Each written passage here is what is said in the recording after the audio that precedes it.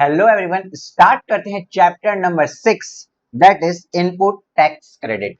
Sir इसके पूरे structure को अगर हम समझें तो इसके लिए मैंने एक डायग्राम बनाया है। पहले याद रखना, पहले आप एक फंक्शन समझेंगे। सर फंक्शन बोले तो सर हम किस तरीके बात समझेंगे? जो लोग बिजनेस फैमिली से रिलेट करते हैं वो तो इन चीजों को ना भी समझे तो काम चल जाएगा, लेकिन एक बिजनेस का एक छोटा सा प्रोसेस हम समझाना चाहेंगे कि सर इस चैप्टर की नीड ही क्या थी आपको पढ़ाने के लिए। सेकंड थिंग, ये तो पहली बात होगी। सेकंड थिंग सर कुछ हम डेफिनेशंस को पढ़ेंगे। सर डेफिनेशंस को, किस टाइप की डेफिनेशन को? पहली तो डेफिनेशन ये पढ़ेंगे कि सर बिजनेस होता क्या है, इनपुट क्या होते हैं, इनपुट टैक्स क्या होता है, ये सब कुछ 5 या 6 डेफिनेशन, सिर्फ सिर्फ 5 या 6 डेफिनेशन को हम पढ़ेंगे। उसके बाद फिर मैं आपको मेन कोर्स, अपने मेन कोर्स पे लेके आऊंगा जो कि है इनपुट टैक्स क्रेडिट। अब जरा एक फंक्शन समझते हैं।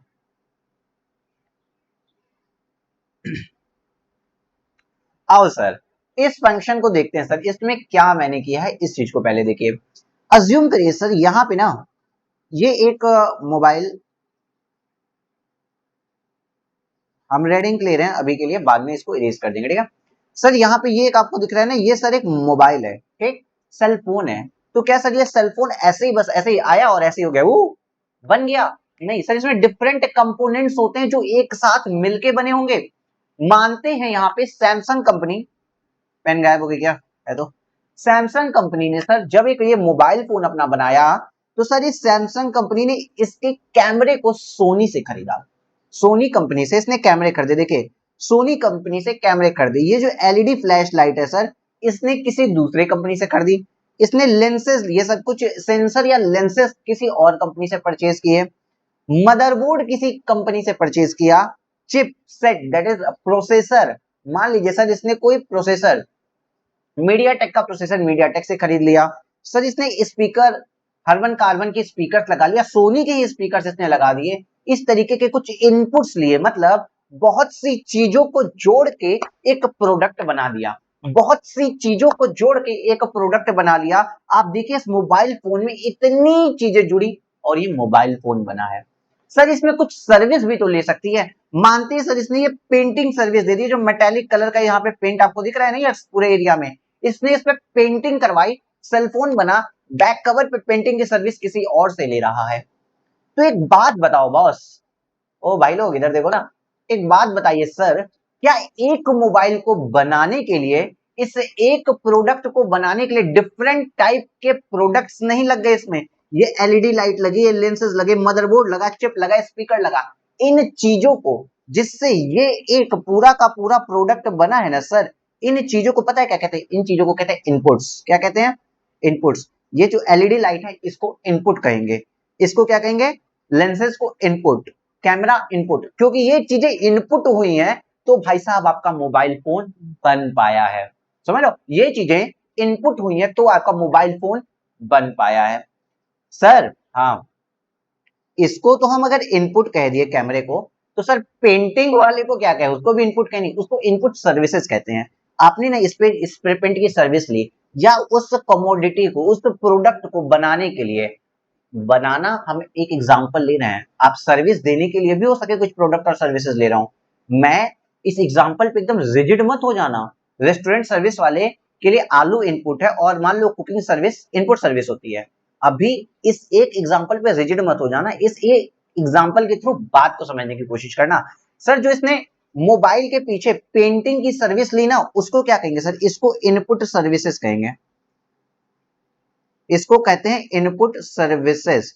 इसको क्या कहते हैं सर? कैमरे को इनपुट, जो गुड्स ले लिए मैंने वो इनपुट हो गए, और जो सर्विसेज ली उसको क्या कहते हैं? Input services. अब सर एक बात बताइए, ठीक है मैंने सर ये सब काम कर लिया, मैंने कैमरे ले लिए, एलईडी ले ली, दुनिया भर की चीजें मैंने ले के एक मोबाइल बना लिया, अब क्या? सर बट एक बात मेरे को समझ में आ रही है।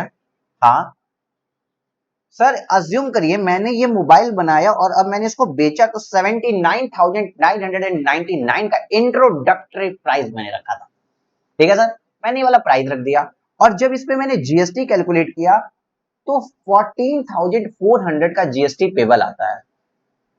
ये एमआरपी नहीं मैं बता रहा हूं, मैं इसको सेल्स प्राइस बता रहा हूं प्लस टैक्सेस। अभी एमआरपी तो यहाँ पे आई नहीं है दोस्त, क्योंकि एमआरपी के अंदर सारे के सारे प्रोडक्ट ऐड होते हैं। यहाँ पे वैल्यू अभी आई नहीं है। तो सर जब भी हम कोई चीज सप्लाई करते हैं तो आपने पढ़ा ना, उस पर जीएसटी लगता है। मैं जब इस मोबाइल को ऐसे सप्लाई कर रहा हूँ तो सर यहाँ पे जीएसटी आएगा। बट सर एक बिजनेसमैन है, ये बिजनेसमैन की खोपड़ी घूम गई, सोचा कि मैंने चीजें खरीदी भी तो थी। मैं बिजनेसमैन, मैं अगर बेच रहा हूं और टैक्स लग रहा है तो मैंने चीजें खरीदी भी तो थी। अब समझे? तो सर ये जो खरीदी थी चीजें या सर्विसेज ली थी, दैट्स कॉल्ड इनपुट। उसको लेते समय भी तो उसके जेब से कुछ टैक्स गया होगा। जब ये इंसान बेच रहा है तो ये रिसिपिएंट से, जो खरीद कस्टमर से कुछ टैक्स कलेक्ट कर रहा है 14,400 का। उसी तरीके से जब ये खुद कुछ चीजें खरीद रहा था तो भी तो इसने कुछ टैक्स पे किया होगा। अज्यूम करिए कि जब इसने सोनी का कैमरा खरीदा तो कैमरा 1000 का खरीदा, ठीक है, और कैमरे के ऊपर जीएसटी लगता है सर 12%। सब बातें अजब। डिस्क्लेमर, यहां पर लिए गए सभी रेट्स एकमात्र वो है आपका कल्पना मात्र है, इसका वास्तविक जीवन से कोई संबंध नहीं है, ठीक है। भाई 1000 रुपए का आपने कैमरा खरीदा था, उसपे 12% का जीएसटी लग के 120 रुपया हुआ। सर 1120 रुपए आपने पेमेंट किसको किया होगा? सोनी कंपनी को किया होगा कैमरे के लिए। समझ रहे हो? जब सैमसंग कंपनी को, इसको सैमसंग जब अपना मोबाइल बना रहा होगा तो सर इसने 1120 रुपए का पेमेंट किसको किया होगा? सोनी कंपनी को किया होगा for the purpose of cameras. इसी तरीके से एलईडी लाइट का पेमेंट किया होगा, लेंसेज का किया होगा, मदरबोर्ड, चिपसेट, प्रोसेसर, स्पीकर, सबका पेमेंट किया होगा। ये प्रिंटिंग सर्विस वाले को भी ऐसे ही पेमेंट किया होगा, ठीक है। हाँ सर ठीक है। तो सर अब हम एक एग्जांपल लेके चलते हैं सिर्फ कैमरे के लिए। तो सर जब इसने कैमरे के लिए इतना पेमेंट किया तो अगर आप यहाँ पे ठीक से देखें, सर 1000 का तो कैमरा था, 120 रुपए ये जो इसने जीएसटी का पे किया है ना, इसको कहते हैं इनपुट टैक्स। इसको क्या कहते हैं? Input tax. क्या बोलते हैं बेटा? बोलो बोलो जोर से, जय माता दी। इनपुट टैक्स, इनपुट टैक्स क्या बोलते हैं इसको? Input tax. इसी तरीके से सर अगर इनपुट सर्विसेज, मानते हैं सर 2000 रुपए की सर्विस ली होती है और 10% के हिसाब से 2 रुपए का जीएसटी पे किया होता, तो इसके लिए भी 200 रुपए क्या होता है? Input tax. हम अपने इनपुट्स के ऊपर, ये सब चीजें इनपुट है, इनपुट्स या इनपुट सर्विसेज के ऊपर जो टैक्सेस पे करते हैं वो होता है इनपुट टैक्स। क्लियर हो गया? हाँ सर। अब जब यही यही सैमसंग कंपनी जब गुड्स को सोल्ड करेगी ना, तो सर यहाँ पे जो जीएसटी आता है इसको कहते हैं आउटपुट टैक्स। क्या बोलते हैं? Output tax. तो इनपुट टैक्स हो गया, ये आउटपुट टैक्स हो गया। तो सर एक बात बताइए, यहीं पे आपसे गवर्नमेंट आके कहती है कि भाई साहब जो आपकी आउटपुट टैक्स आ रही है 14,400, ठीक, लेकिन इनपुट टैक्स भी तो आपने दिया था ना 120। तो यही बात कहती है गवर्नमेंट की भाई साहब इनपुट टैक्स का आप input tax credit, credit word समझ में आ गया? इनपुट टैक्स क्रेडिट ले लो और अपने आउटपुट टैक्स से माइनस कर दो, 120 रुपया माइनस कर दो। अब जो आएगा ना वो हो जाएगी आपकी टैक्स लाइबिलिटी। इसी तरीके से हर एक प्रोडक्ट की इनपुट टैक्स जो आपने दिया है वो सब एडजस्टेबल हो सकता है। क्लियर है? हाँ सर क्लियर है। अभी सर ये छोटी सी बात मैंने आपको एक एक बॉर्डर के अंदर भी आपको रखा है। इसके बाद सर बहुत सी कंडीशंस आती है कि ये जो प्रोडक्ट बिकने वाला है क्या ये टैक्सेबल है कि नहीं है, हम किस बेसिस पे ये आईटीसी ले सकते हैं नहीं ले सकते हैं। सर क्या पता ये सेज को जा रही हो इनपुट्स, या हो सके ये गुड्स एक्सपोर्ट हो रहा हो, या हो सके सर डोमेस्टिक सेल हो रहा हो। तो इस तरीके की वेरियस कंडीशंस तो आएंगी, लेकिन जो बेसिक कंडीशन मैंने बताया, इनपुट क्या होता है, इनपुट टैक्स क्या होता है, इनपुट सर्विस क्या होता है, इनपुट सर्विस पे भी जो टैक्स पे होता है वो भी इनपुट टैक्स होता है, और आउटपुट टैक्स लायबिलिटी के लिए उसको एडजस्ट किया जा सकता है, इसलिए उसको इनपुट टैक्स क्रेडिट कहा जाता है। ये छोटी सी बात समझ में आई कि नहीं आई? हाँ सर ये छोटी सी बात समझ में आ गई। अब आओ, मैंने क्या बोला था सर, हम फिर कुछ डेफिनेशंस को भी पढ़ेंगे। हम क्या पढ़ेंगे? कुछ डेफिनेशंस। एक बार डेफिनेशंस को देखते हैं। पेज नंबर 6.74 आप ओपन कर लो जरा एक बार प्लीज। सर बिजनेस का मीनिंग बस समझिए। यहाँ पे देखो बिजनेस क्या होता है सिर्फ उसके बारे में बात कर रहा है अभी, ठीक है। बाकी सप्लाई हो गई सर, ये इसमें जीएसटी आएगा नहीं आएगा उसके बारे में बात मत करिएगा। बिजनेस इंक्लूड्स, बिजनेस में क्या क्या चीजें आ सकती है, it is a inclusive definition. तो बिजनेस में इंक्लूड है सर एनी ट्रेड, कोई भी ट्रेड करते हो, कॉमर्स करते हो, मैन्युफैक्चरिंग करते हो, प्रोफेशन करते हो, वोकेशन करते हो मतलब गिटार विटार सिखाने वगैरह का काम करते हैं, even if there is no monetary benefit, चाहे आपका मॉनेटरी बेनिफिट उसमें हो या ना हो। अब आप में से कुछ लोग बोलेंगे सर मॉनेटरी बेनिफिट नहीं है तो जीएसटी नहीं आ सकता, बिकॉज हमने क्या पढ़ा था सप्लाई की कंडीशन में, in for consideration in the course of furtherance of business, और विदाउट कंसिडरेशन है तो कुछ जगह थी जहां सप्लाई होता था, सप्लाई होता था तो ही जीएसटी आता था।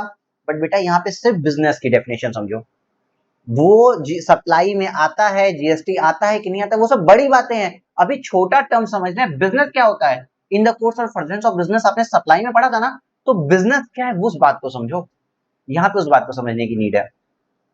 ठीक है, चाहे मॉनेटरी बेनिफिट के लिए करते हो या ना करते हो, सब कुछ बिजनेस होता है। एनी एक्टिविटी इंसिडेंटल और एंसिलरी टू इट, इसके लिए मतलब समझो, जब आप अमेजोन से जाते हैं और कहते हैं कि मेरे को स्टेपलर परचेज करना है या मेरे को डब्बा परचेज करना है, ठीक है, अमेजोन से आप जब जाके कोई चीजें परचेज करते हैं तो वहां पे उसका इंसिडेंटल एक आपको सप्लाई मिलता है, क्या, पैकिंग के लिए 25 रुपए दीजिए और इसको गिफ्ट रैप करवाइए, तो वो उनके बिजनेस से जुड़ी हुई चीज है ना पैकिंग कराना, तो सर वो भी बिजनेस में इंक्लूड हो जाएगा।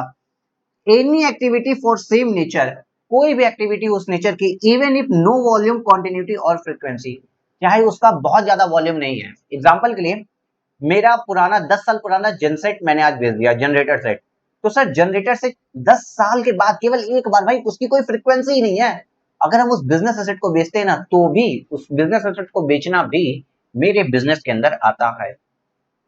हम एग्जांपल ले लेके आपको फास्ट समझाने की कोशिश करते हैं।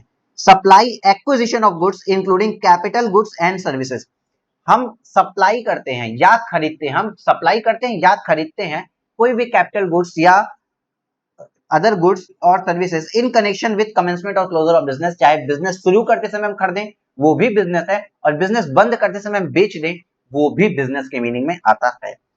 Provision of facility by the clubs association society to its members, मतलब सर देखिए रेसिडेंशियल वेलफेयर एसोसिएशंस बने हैं, आरडब्ल्यूए जिसको कहते हैं, उन्होंने क्या किया अपने सारे के सारे मेंबर्स को बोला कि इलेक्ट्रिसिटी बिल हम जमा करवा देंगे, मैं आपके घर में गैस सिलेंडर की पाइप लगवा दूंगा, गैस सिलेंडर की पाइप देते मतलब गैस कनेक्शन करवा देते हैं, हम सभी के कारपेंटिंग का वर्क करते हैं, सभी को सिक्योरिटी सर्विस प्रोवाइड करवा देते हैं।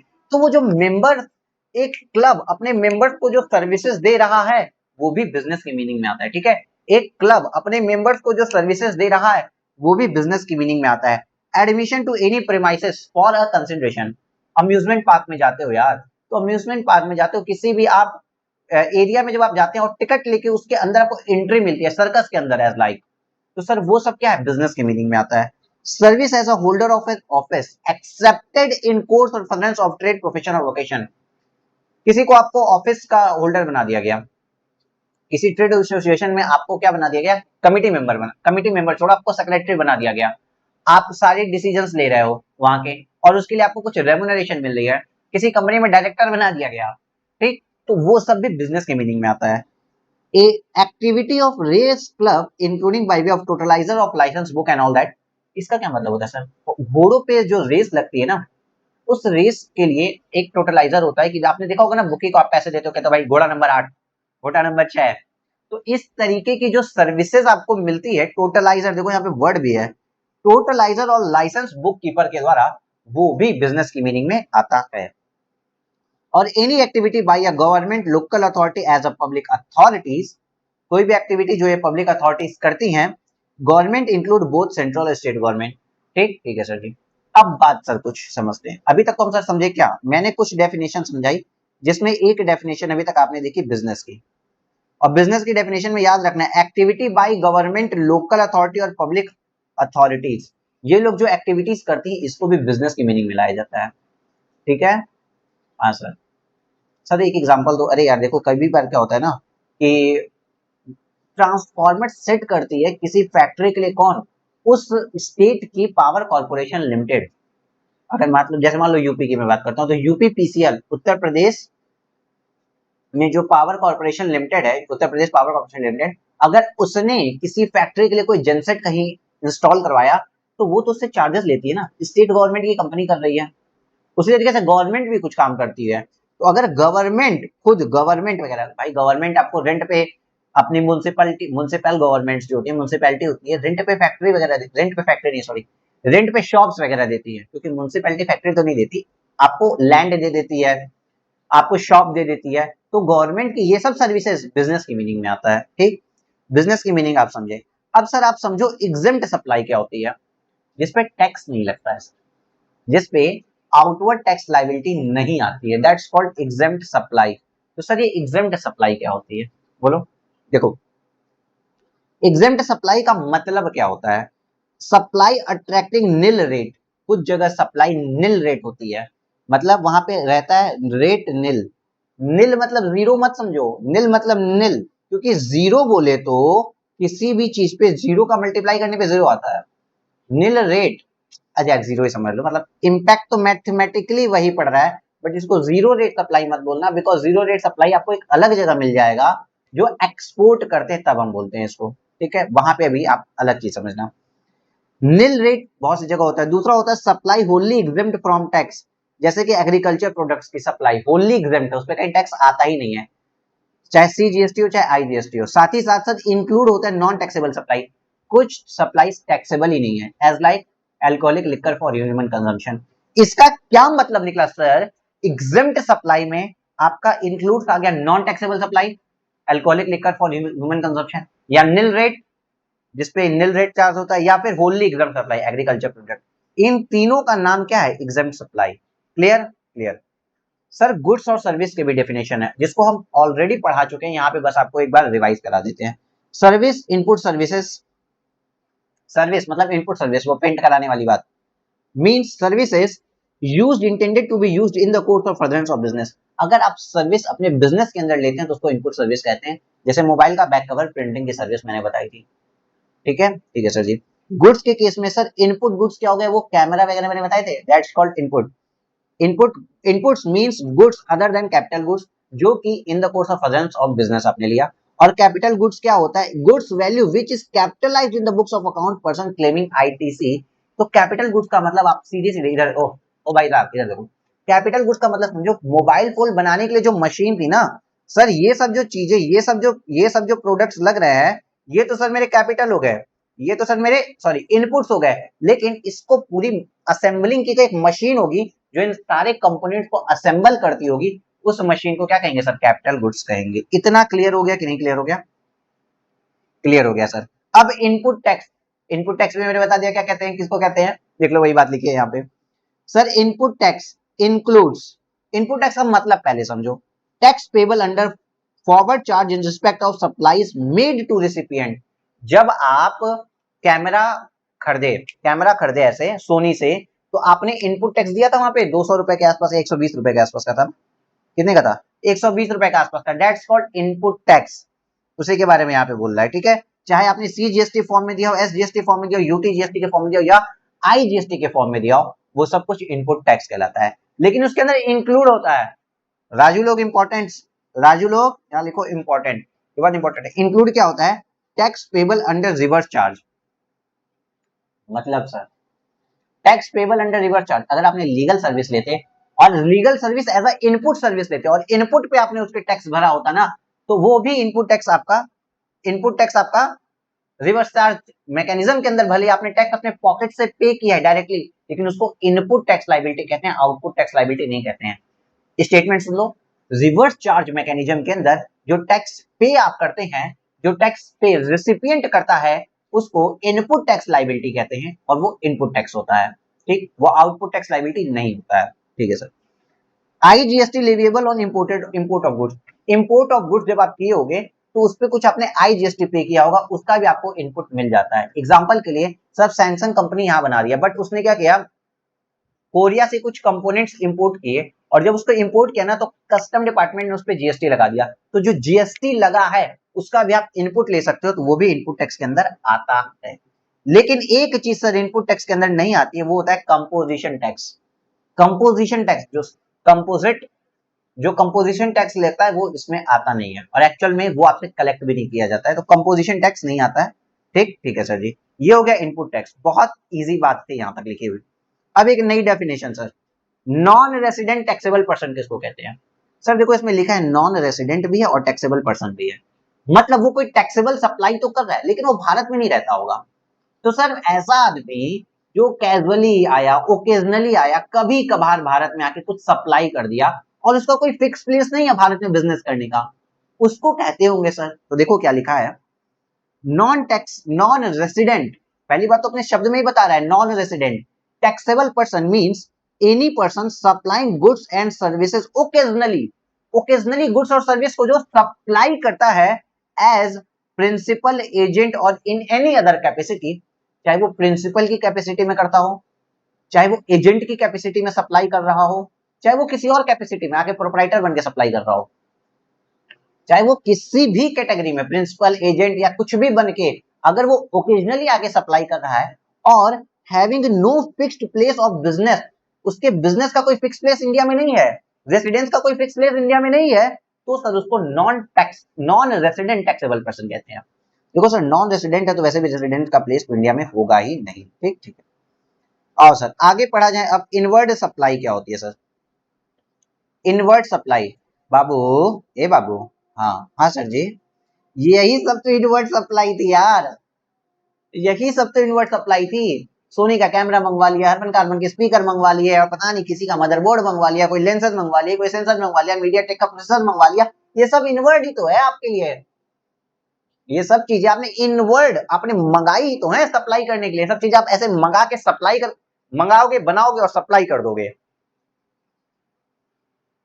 आओ क्या यार तुम लोग आईटीसी को इतना टफ बोलते हो, आईटीसी बहुत इजी है, टेंशन मत लो। चलो इनवर्ट सप्लाई, और हाँ इसमें जो अमेंडमेंट आई है ना वो भी कुछ अमेंडमेंट आई नहीं, जो 5% मिलता था, आप लोग रिपीटर हो इसलिए बता देते हो, जो 5% मिलता था वो 0 हो गया और कुछ नहीं है। Invert invert supply means recipient of goods and services by purchase acquisition any other means with or without consideration.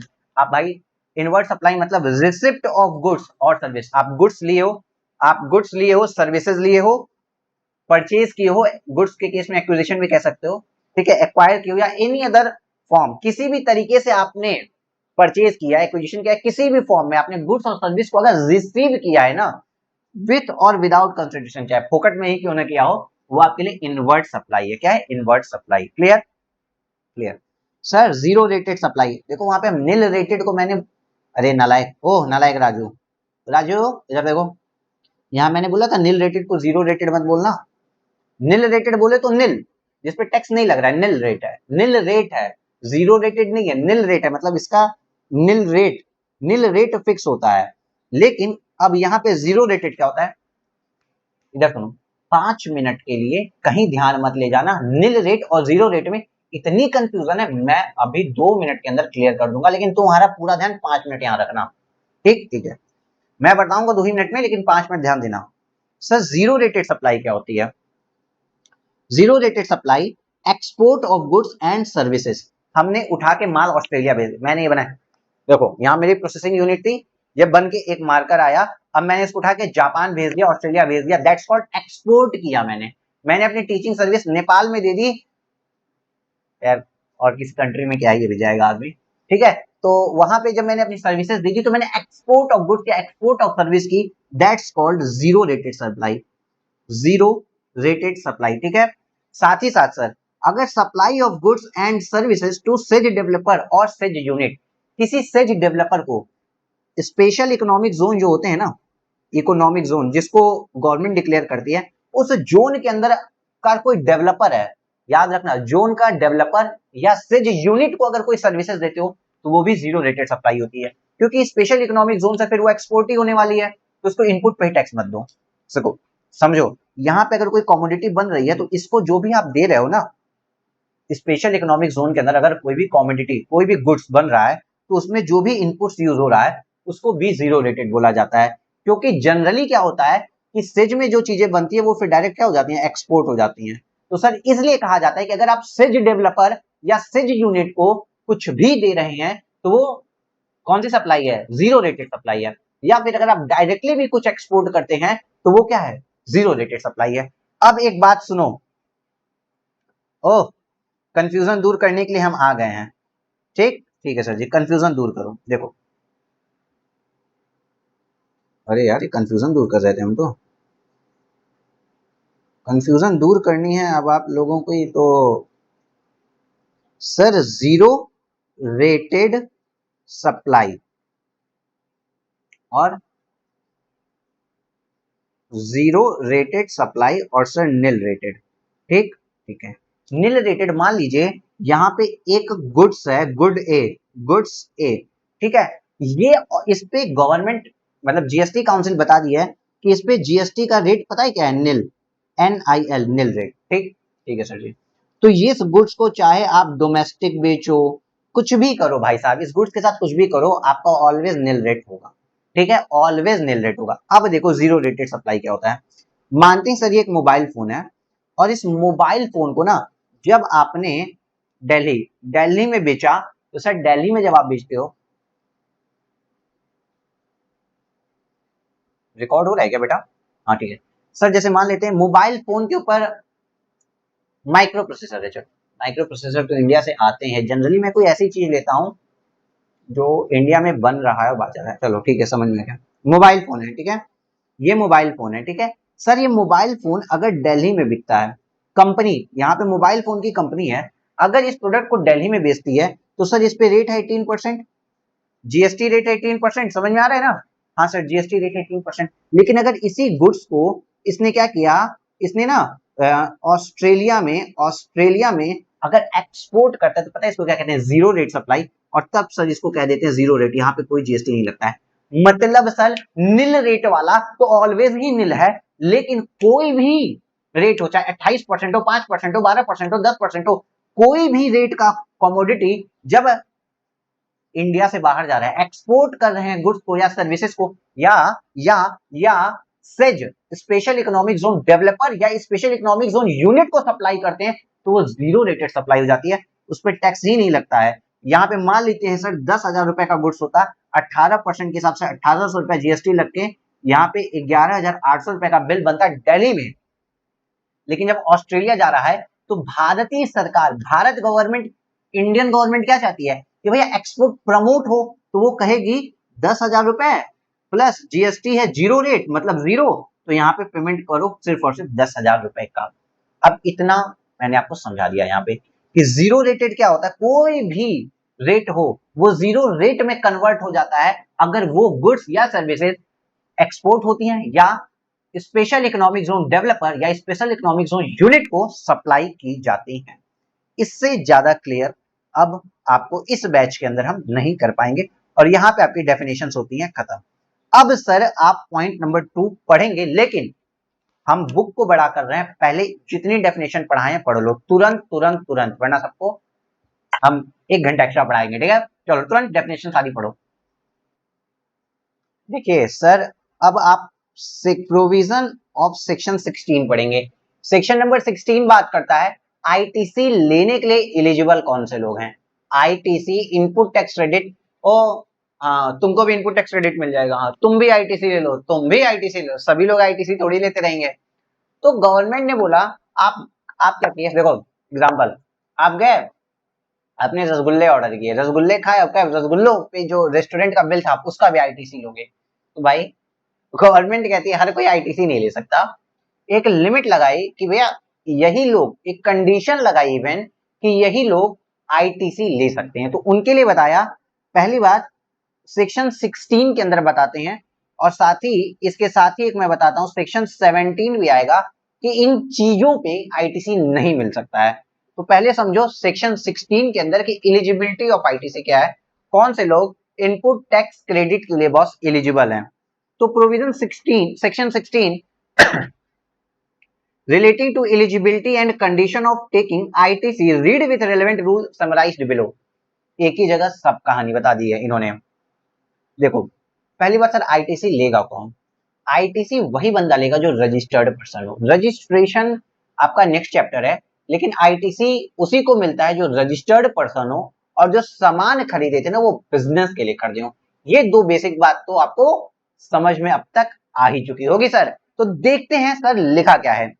Registered person to take credit of tax paid on inward supply of goods and services। मतलब registered person जिसने tax paid कर रखा था अपने inward supply पे।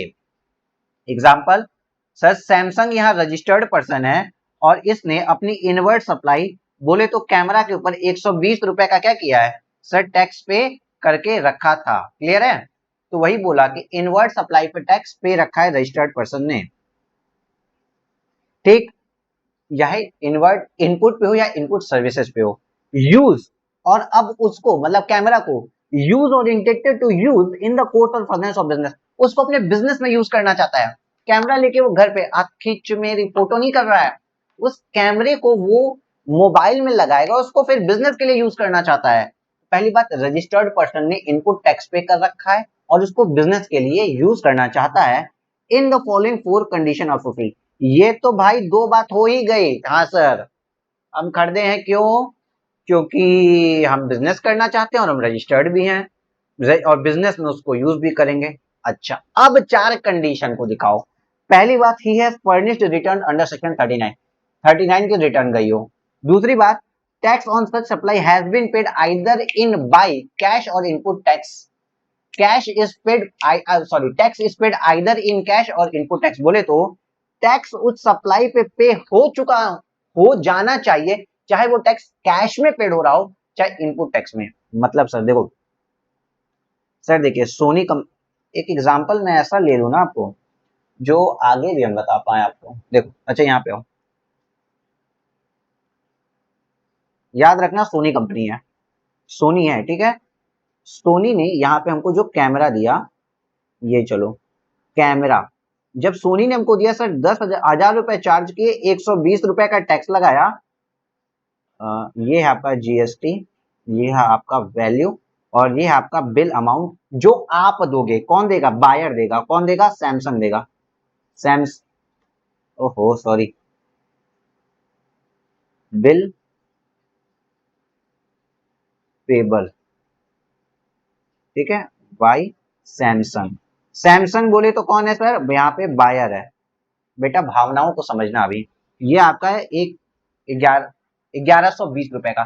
तो sir इसने ये कहा कि सर यहाँ पे देखो, इसने बोला कि ये जो जीएसटी है ना, ये पेड होना चाहिए, चाहे कैश के थ्रू पे हो गया हो या सोनी कंपनी ने अपने इनपुट टैक्स क्रेडिट से उसको एडजस्ट कर लिया हो। दोनों ही वे में, किसी भी वे में, पहली बात वो टैक्स पेड हो चुका जाना चाहिए। Tax on such supply has been paid either in cash और either in utilized of ITC और he has received goods and services। और भैया सैमसंग कंपनी बायर ने उस गुड्स को या सर्विसेज को रिसीव कर लिया हो, साथ ही साथ इनवॉइस भी हो।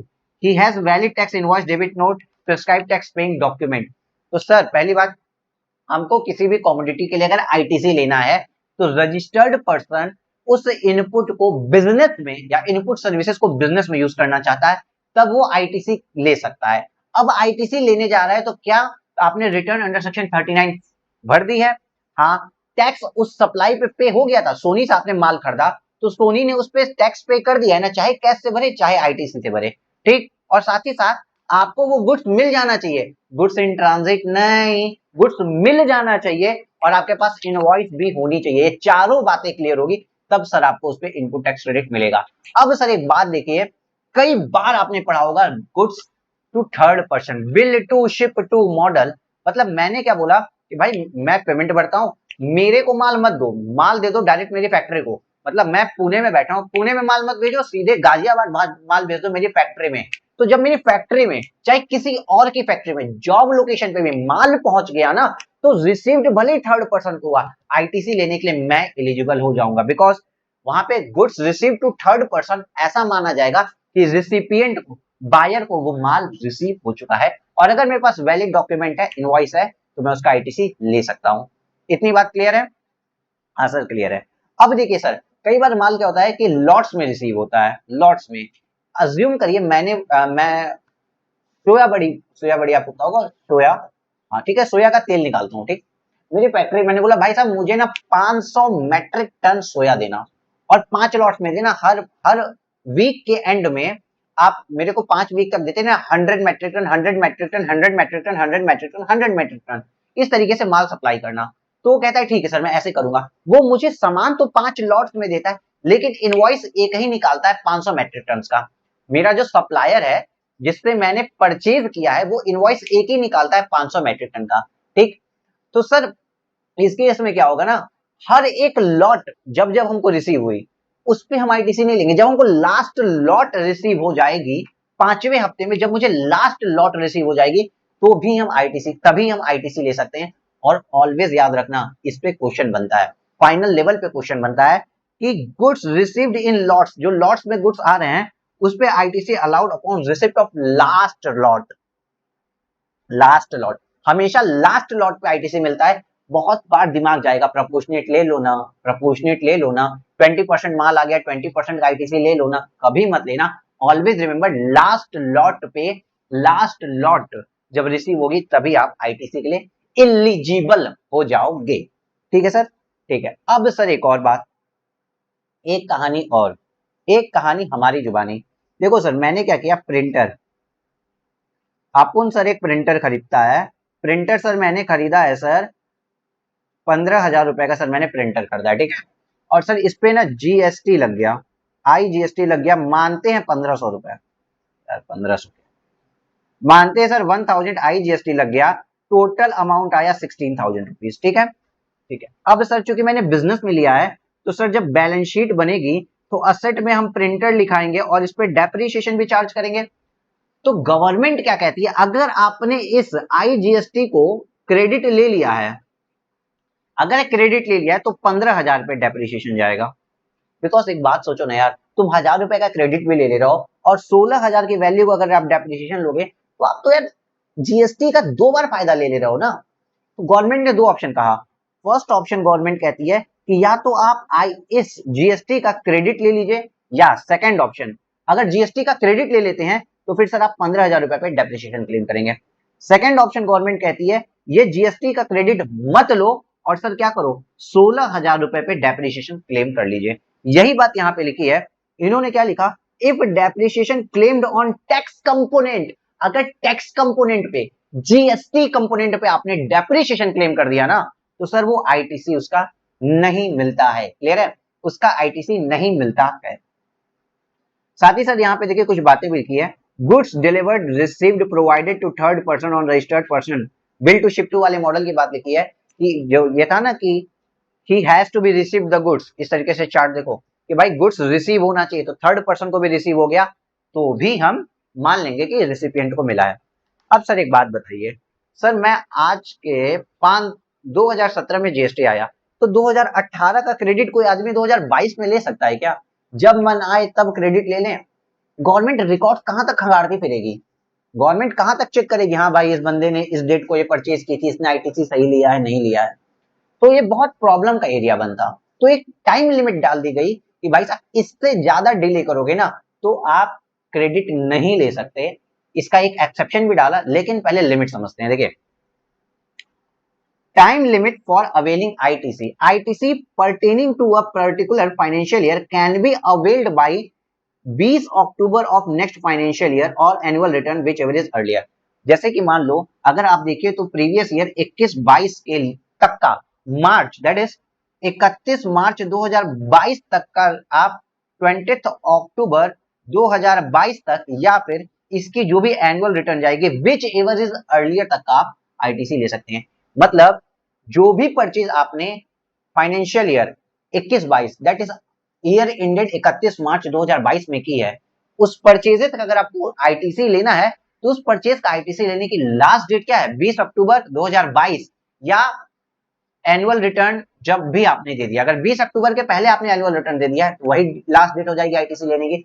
लेकिन अगर आप एनुअल रिटर्न 2 दिसंबर में देते हो, 31 दिसंबर 2022 तक देते हो, तो 20 अक्टूबर ही लास्ट डेट बोल दी गई है भाई, वही लास्ट डेट है आपके आईटीसी लेने की। ये एक लर्निंग का पॉइंट है, ठीक। इसका एक एक्सेप्शन बोले रीअवेलमेंट ऑफ आईटीसी रिवर्स अर्लियर। अगर आपने कोई इनपुट टैक्स क्रेडिट रिवर्स किया है ना, आपने कोई इनपुट टैक्स क्रेडिट रिवर्स कर दिया है सर, तो अब आप उसको फिर से अवेल करना चाहते हो तब ये लिमिट नहीं लगती है, ठीक है। तो याद रखना, अगर आपने कोई आईटीसी रिवर्स किया था पहले और अब आप उसको अवेल करना चाहते हैं तब ये लिमिट नहीं लगती है। Is it clear? Yes sir. Sir अब एक और छोटी सी चीज देखना, यहाँ पे आओ सर। जब ये वाला पेमेंट हुआ था, ये वाला एग्जांपल अपने कर रहे थे, ठीक है सर। सोनी ने ये चीज मान लीजिए सर,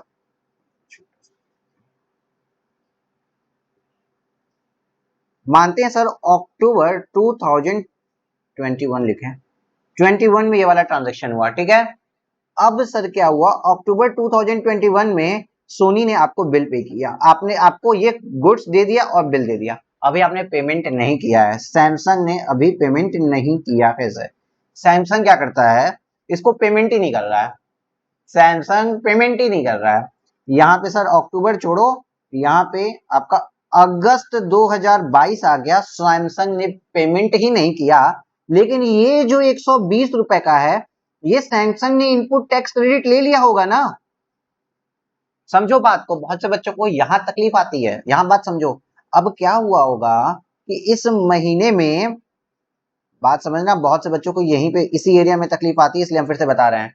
ये जो 120 रुपए का जीएसटी है ना, ये अक्टूबर 21 का था, तो ये सोनी कंपनी ने अपने GSTR1 के थ्रू दिखाया होगा कि भैया मैंने सैमसंग कंपनी को भेजी है, कब दिखाया होगा, 11th ऑफ सितंबर को, अक्टूबर के बाद नवंबर आता है, सॉरी 11th ऑफ नवंबर को।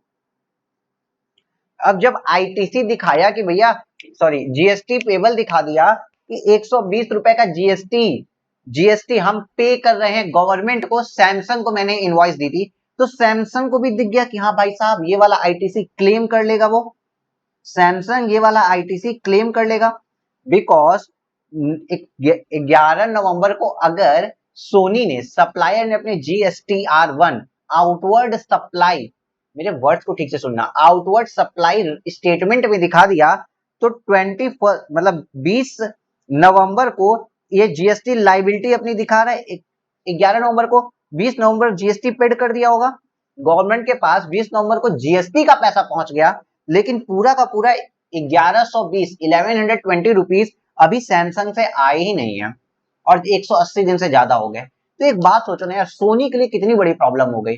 सोनी कंपनी ने अपना कैमरा बेच दिया, उसको इनवॉइस दे दी, कैमरे का पैसा तो मिला ही नहीं, साथ में टैक्स का पैसा अलग से गवर्नमेंट को दे दिया, तो भाई सोनी के पास ना उसका प्रोडक्ट बचा ना पैसा बचा, क्योंकि पैसा तो टैक्स वाला पैसा गवर्नमेंट लेके चली गई, प्रोडक्ट भाई सैमसंग लेके चला गया, सोनी के पास कुछ भी नहीं है।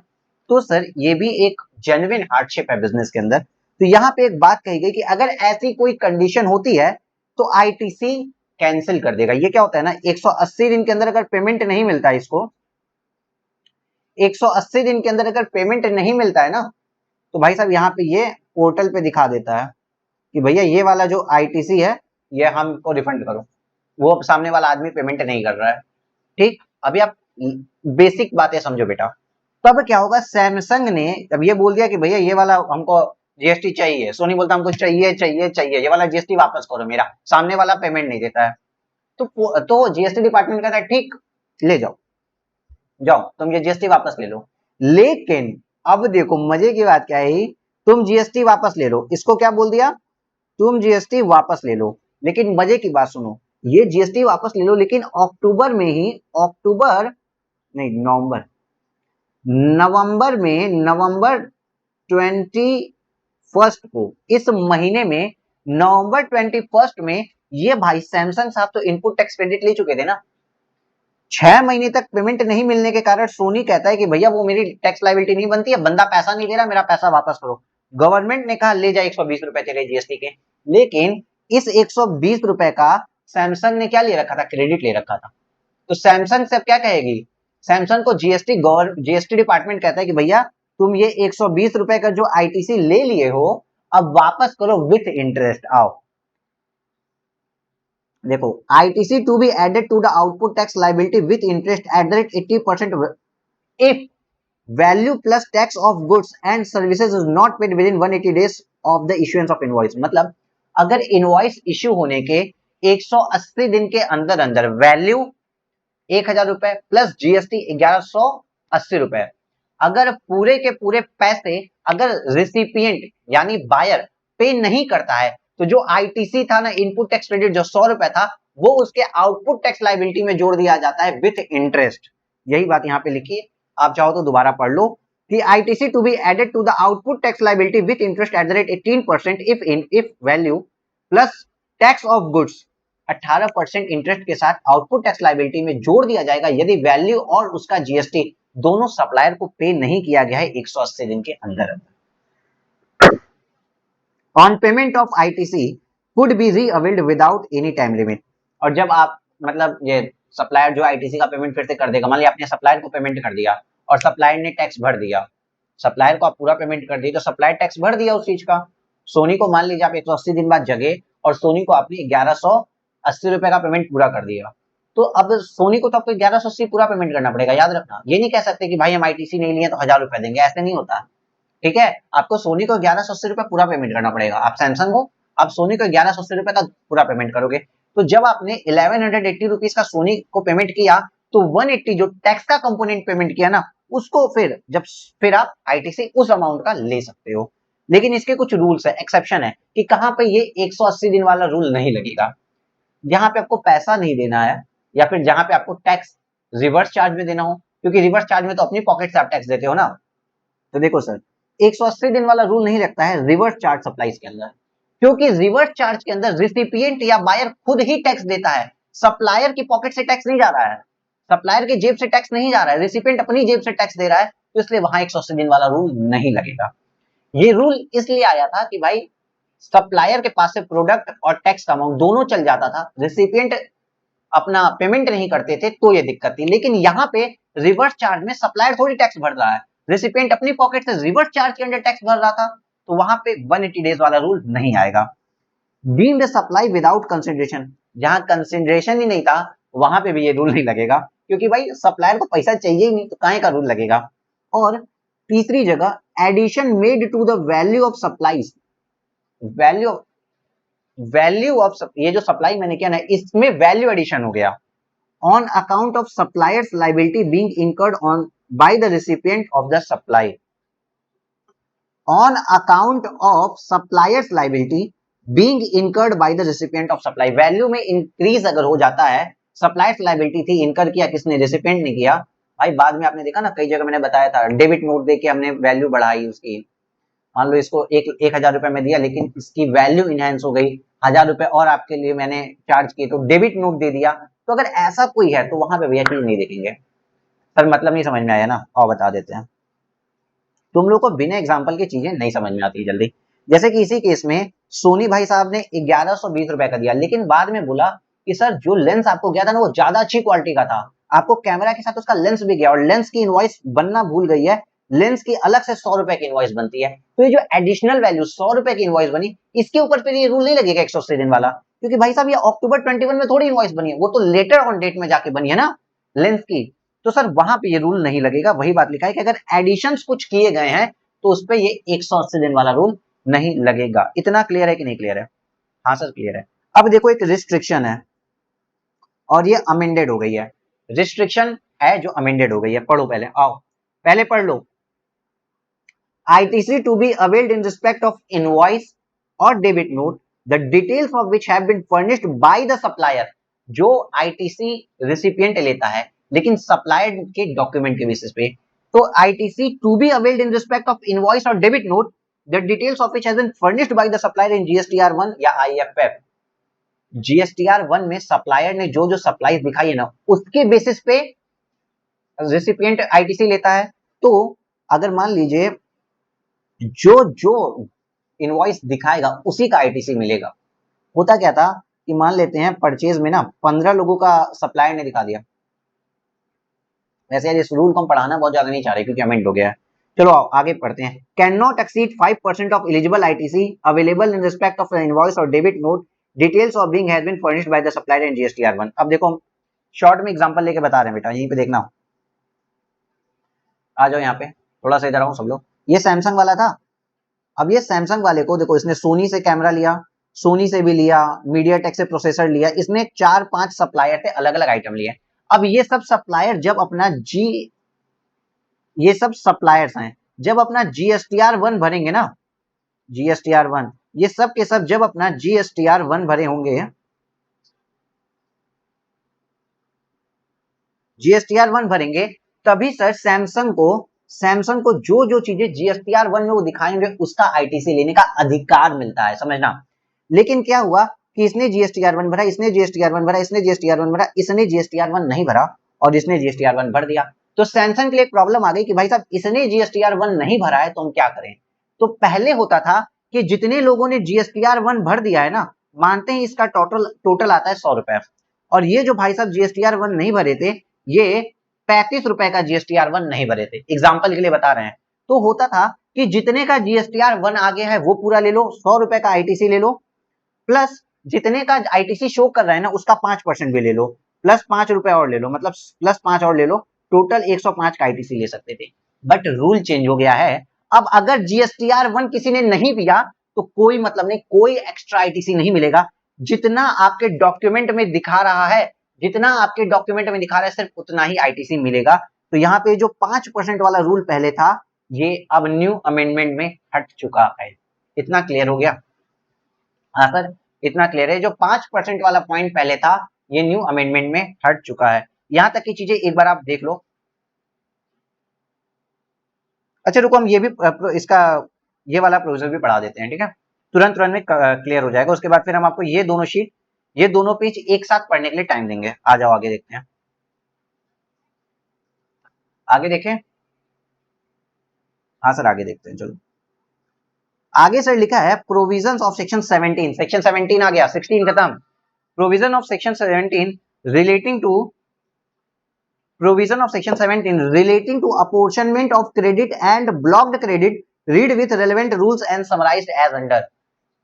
भैया अपॉर्शनमेंट की बात कर रहा है, अपॉर्शनमेंट ऑफ क्रेडिट मतलब ये इसकी नीड कहां पड़ती है, जरूरत कहां पड़ती है। देखो मानते हैं सर हमने कोई गुड्स लिया जिसको हम बिजनेस में यूज करते हैं, जैसे कि ये कैमरा मैंने लिया, ठीक है, मैंने ये कैमरा ले लिया, या फिर ये प्रिंटर उठा जो यहाँ पे रखा हुआ है, लैपटॉप ये रखा हुआ है, इसको मैंने लिया, प्रिंटर लिया, कैमरा लिया, लैपटॉप लिया, और ये मेरी बिजनेस एसेट है, तो मैंने इसको अपने बिजनेस में दिखा दिया। लेकिन इसके ऊपर मेरा एक नालायक दोस्त आके गेम खेलता है, वो गेमिंग लैपटॉप को गेम खेलने के लिए यूज कर रहा है, वो गेम खेलना तो मेरा बिजनेस नहीं है, मेरा पर्सनल यूज हो गया वो, या मैं ही गेम खेल रहा हूँ। ये कैमरा उठा के मेरा एक दोस्त शादी में रिकॉर्डिंग करने के लिए चला गया, तो शादियों में रिकॉर्ड करना बिजनेस का यूज तो नहीं हुआ ना कैमरे का। अगर मैंने किसी चीज के लिए इनपुट टैक्स क्रेडिट लिया है तो भैया उस चीज को सिर्फ हम बिजनेस में यूज कर सकते हैं, चाहे वो ये लैपटॉप है या ये कैमरा है। लेकिन अगर इसको हम पर्सनल पर्पस के लिए यूज कर लिए, मैं इस पे कोई गेमिंग करने लगा, कोई कैमरे को ले जाके वीडियो रिकॉर्डिंग करने लगा, मेरे घर में पर्सनल बर्थडे पार्टी चल रही है उसकी रिकॉर्डिंग चल रही है, ठीक है, तो जो भी पर्सनल यूज होता है ना, जो भी अदर देन बिजनेस यूज होता है उसका अपॉर्शनमेंट करके क्रेडिट हटाना पड़ता है। या फिर एक और एग्जांपल, सर मैंने कोई मशीन ली, ठीक है, उस मशीन से 3 तरह के प्रोडक्ट बनते हैं। देखो मैंने ये मशीन ली और इसका इनपुट टैक्स क्रेडिट ले लिया, इससे 3 तरह के प्रोडक्ट बनते हैं, एक प्रोडक्ट ए बनता है, एक प्रोडक्ट बी बनता है और एक प्रोडक्ट सी बनता है। सर प्रोडक्ट ए टैक्सेबल है, प्रोडक्ट बी टैक्सेबल है और प्रोडक्ट सी एग्जेम्प्ट है, इस पे टैक्स ही नहीं आता है, इस प्रोडक्ट पे टैक्स ही नहीं आता है। तो हमने क्या बोला कि जो टैक्सेबल सप्लाई होती है उसी के अगेंस्ट आप आईटीसी ले सकते हो। तो सर अगर कुछ एग्जेम्प्ट है तो सर उसके लिए आप इनपुट टैक्स क्रेडिट कैसे ले सकते हो? तो यहाँ पे आपको अपॉर्चमेंट करना पड़ेगा कि अगर एक मशीन पे आपने अज्यूम करते हैं कि 3 लाख रुपए का आईटीसी लिया है, इनपुट टैक्स क्रेडिट ले लिया है, तो भाई साहब जितना टैक्सेबल के लिए यूज हुआ ना वो तो आप आईटीसी रखो, लेकिन जो एग्जेम्प्ट के लिए यूज हुआ वो आप आईटीसी नहीं ले सकते हैं, या जो पर्सनल पर्पस के लिए बिजनेस एसेट को यूज कर लिए उस पे आप आईटीसी नहीं ले सकते हैं। इसी को रूल बताता है सेक्शन 17 का, apportionment of credit and block credit. Block credit अभी बताएंगे जिसपे क्रेडिट मिलती ही नहीं है, read with relevant rule summarise यहाँ किए हैं। अब एक और एग्जांपल लेते हैं, मानते हैं सर मेरा शर्ट का बिजनेस है, मैंने 1000 शर्ट ली, 1000 शर्ट में हर शर्ट के ऊपर 50 रुपए का आईटीसी लिया, अब यही शर्ट मैंने खुद पहन ली, मेरा बिजनेस का यूज तो नहीं किया, मैंने पर्सनल पर्पस के लिए यूज किया, तो ये जो शर्ट मैंने पर्सनल पर्पस के लिए यूज किया है इसका आईटीसी, इसके 50 रुपए का आईटीसी हम नहीं ले सकते। बेटा 3 एग्जांपल का समझा दिया, इससे ज्यादा नहीं होगा, ये रिवीजन बैच है, ठीक है, ठीक है सर। तो अब देखो क्या लिखा है, अपॉर्चमेंट ऑफ क्रेडिट में देखो क्या लिखा है, गुड्स और सर्विसेज, कोई भी गुड्स या सर्विसेज जो कि यूज्ड पार्टली फॉर बिजनेस और partly for non business purpose, जो पार्टली यूज बिजनेस के लिए करो और पार्टली नॉन बिजनेस के लिए करो, एज लाइक लैपटॉप आधा टाइम रिकॉर्डिंग के लिए और मेरे प्रैक्टिसिंग फॉर्म के लिए, प्रैक्टिसिंग वर्क के लिए यूज हो रहा है, और आधा मेरा नालायक दोस्त गेम खेल रहा है, ठीक है।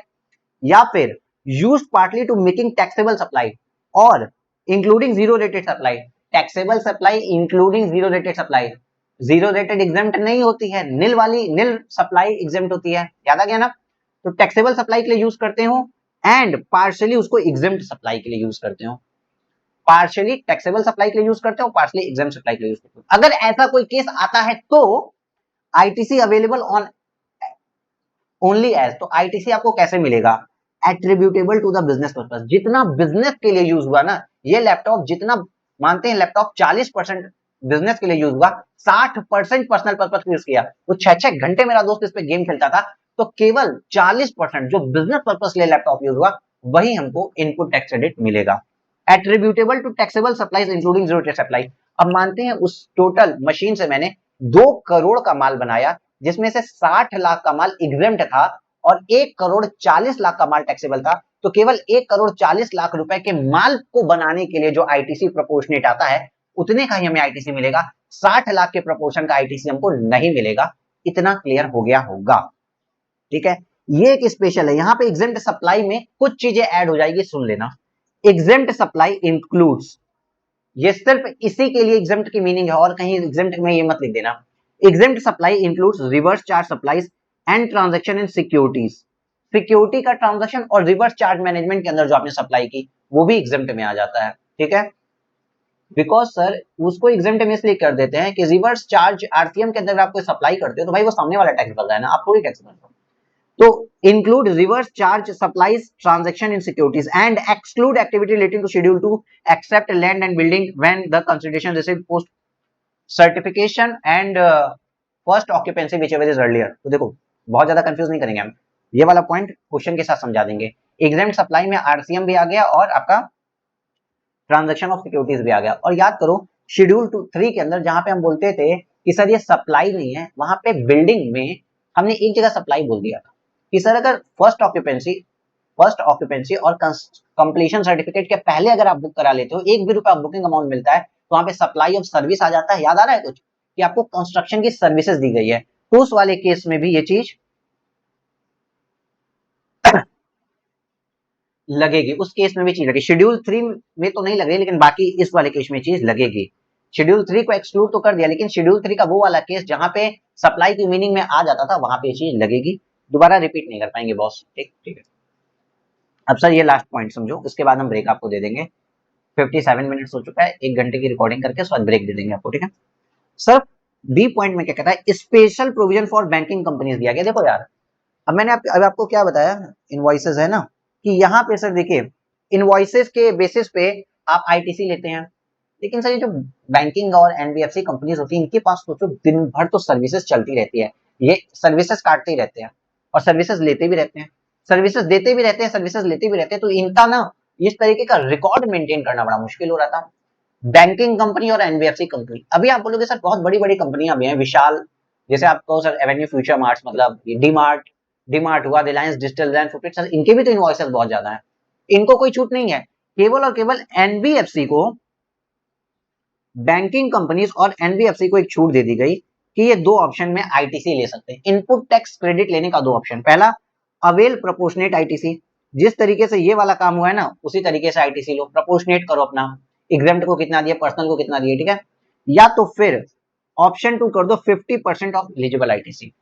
किसी भी बैंक को या किसी भी एनबीएफसी को मानते हैं कि एलिजिबल आईटीसी उसका दिखा रहा है 1 लाख रुपए, वो कहे भैया हमको पेपर वर्क नहीं करना है कि कितना एलिजिबल था, कितना इन एलिजिबल था, कितना पर्सनल के लिए यूज किए, कितना नॉन बिजनेस के लिए यूज किए, हम ये पेपर वर्क नहीं कर पा रहे हैं, हम एलिजिबल आईटीसी का केवल 50% लेंगे, 50,000 रुपए का ही आईटीसी लेंगे, तो सर बस बात खत्म। आपकी मान ली जाएगी कि आप अपना आईटीसी 50% आईटीसी छोड़ रहे हो, तो आपने सारी की सारी कंप्लाइंस कर ली। लेकिन 50% आईटीसी के ऊपर भी कुछ रूल्स है, रिमेनिंग 50% आईटीसी तो लैप्स कर जाएगा, ठीक। दूसरा, restriction of 50% shall not apply to the tax paid on supplies received from another registration within the same entity. मतलब सर एसबीआई अगर कोई है तो एसबीआई पंजाब में जो रजिस्टर्ड है चंडीगढ़ के अंदर, ठीक, और एसबीआई सर दिल्ली में जो रजिस्टर्ड है, ये दोनों ब्रांचेस अगर एक दूसरे को सर्विस दे रही हैं, तो चूंकि ये सेम बैंक की 2 डिफरेंट ब्रांच हैं, सेपरेटली रजिस्टर्ड है लेकिन एंटिटी तो सेम है ना एसबीआई, तो वहां पे भी ये 50% का रूल नहीं लगेगा, या वहां पे आप पूरा आईटीसी ले सकते हैं। तो रिमेनिंग 50% आईटीसी अदर के केस में लगता है, सेम ब्रांचेस के केस में नहीं लगता है, और option once exercise can not withdrawn during the remaining part of the year. और मान लो आपने इस साल सोचा कि हम ले लें, तो अगर 1 अप्रैल से आप सितंबर तक लिए हो ना तो भाई पूरा मार्क्स तक जाओ। ऐसा नहीं हो सकता कि साल के 4 महीने ये वाला ऑप्शन लेंगे, साल के बाकी 4 महीने हम दूसरा ऑप्शन लेंगे, नहीं। साल में आप, ईयर में आप डिसाइड कर लो कि आपको अवेल प्रपोर्शनेट आईटीसी चाहिए, जो ये वाला रूल था उस बेसिस पे जाना है, या फिर सेकंड रूल लेना है 50% आईटीसी ही के साथ चलना है। जो भी ऑप्शन चूज करोगे पूरे साल चलेगा, साल के बीच में आप अपना डिसीजन नहीं बदल सकते हैं। ठीक है सर। अब ब्लॉक क्रेडिट की बात होगी 17.5 के बारे में, सेक्शन 17.5 पढ़ेंगे। लेकिन इसके पहले देखो यार, हम तो आपको देने जा रहे हैं ब्रेक, बट ब्रेक किस पहले, ब्रेक तो हम क्या ही आपको देंगे, तुरंत आपको पढ़ाएंगे भी, बट 1 घंटे का वीडियो हो चुका है। एक होता है ना कि अगर मैंने शॉर्ट वीडियो दिया तो एक सिटिंग में 1 घंटा तो पूरा कर ही लोगे। आप इतना पूरा रिवाइज कर लो यार, प्लीज, बार बार कह रहे हैं, इतना पूरा रिवाइज कर लो, मेरे साथ खत्म करते चलो। इतना पूरा रिवाइज कर लो, जो नहीं समझ में आए व्हाट्सएप तुरंत तुरंत व्हाट्सएप करो। ठीक है सर। अब हम इसके बाद ये वाला पार्ट पढ़ेंगे, अभी आप ब्रेक ले लीजिए सर।